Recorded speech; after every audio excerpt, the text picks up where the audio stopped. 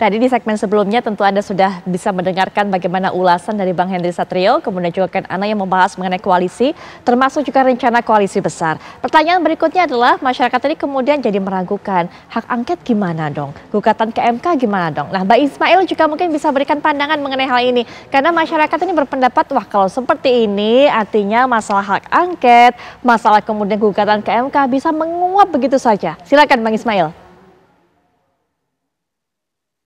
Saya kira bahasan bahwa gugatan Mahkamah Konstitusi dan juga hak angket ini bisa menguap, tentu saja itu sudah jauh, Mbak. Kenapa saya ingin sampaikan seperti itu? Karena sampai saat ini, Nasdem yang kita ketahui memang kemarin baru saja melakukan pertemuan dengan Prabowo, belum ada pun keputusan atau pernyataan resmi bahwa akan bergabung dalam koalisi.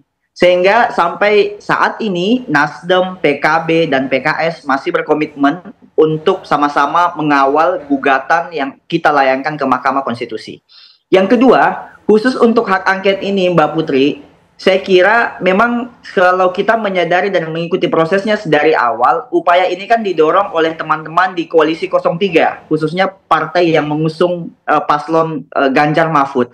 Kami tentu saja sebenarnya sampai saat ini masih menunggu ihwal awal bagaimana kemudian proses hak angket ini diinisiasi dan dimulai oleh teman-teman yang ada di paslon 03. Tapi memang kelihatannya belum ada tanda-tanda sehingga PKS sebagai salah satu partai yang sudah bertahan selama kurang lebih 10 tahun beroposisi, jelas membersamai rakyat mengambil inisiasi bahwa kami akan menjadi partai yang kemudian mengawali upaya hak angket ini dalam rangka memberikan gambaran kepada masyarakat terkait dengan bagaimana pemilu 2024 yang memiliki banyak sekali catatan-catatan kritis. Baik, Bang Ismail sudah mengatakan Bang Daniel PKS ini akan menjadi inisiator soal hak angket. Kalau PKB, apakah kemudian masih menantikan langkah PDIP? Bang Daniel? Ya Mbak Putri, kita bukan hanya inisiator, malah anggota kami sudah tanda tangan untuk hak angket. Tinggal menunggu partisipasi dari anggota-anggota lain untuk melengkapi menjadi 25 tanda tangan dari 2 fraksi. Nah, kita sangat terbuka dan sangat menanti ya. Dan saya rasa untuk masalah hak angket sejauh ini kan belum ada perubahan. Artinya kan ini juga sempat dibahas sama sekjen di koalisi 01 gitu kan. Artinya kami tetap memiliki semangat yang sama bahwa hak angket ini semangat dasarnya adalah untuk perbaikan demokrasi ke depan. Baik, nah semangatnya sama juga nggak Bang Daniel untuk bisa mengawal gugatan ke MK ini? Oh iya, bahkan itu kan udah baru jelasin kemarin, bahkan kita sama-sama punya semangat yang sama, bahkan Nasdem pun kan juga mengirim tim hukum gitu. Jadi nggak berubah untuk itu. Baik, Bang Andre, kalau kedua partai yang kita ada bersama kita juga berdialog ini masih kukuh untuk bisa mengawal hal tersebut, termasuk juga mengajukan hak angket. Bang Andre, bagaimana suaranya?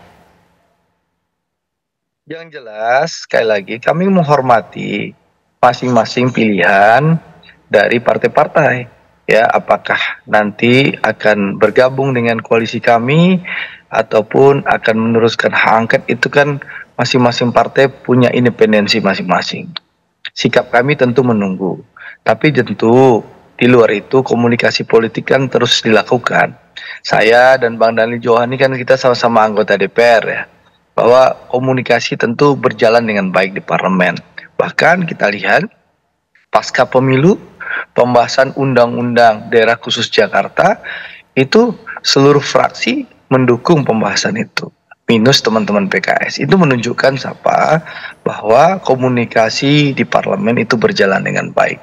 Jadi intinya kita tunggu saja dan kita hormati keputusan masing-masing partai. Yang jelas komitmen Pak Prabowo, beliau ingin merangkul seluruh kekuatan yang ada dan beliau akan, nih saya garis bawahi, beliau akan berkomunikasi dengan seluruh tokoh dan seluruh partai politik. Tentu masih butuh waktu dan butuh proses, tapi insya Allah kita tunggu pertemuan-pertemuan selanjutnya. Dan kita terbuka, apalagi Bang Daniel Johan kan sahabat kita ya, yang pernah bersama-sama kita meskipun meninggalkan kita. Tapi saya yakin jodoh pasti bertemu dengan Bang Daniel Johan ini, insya Allah.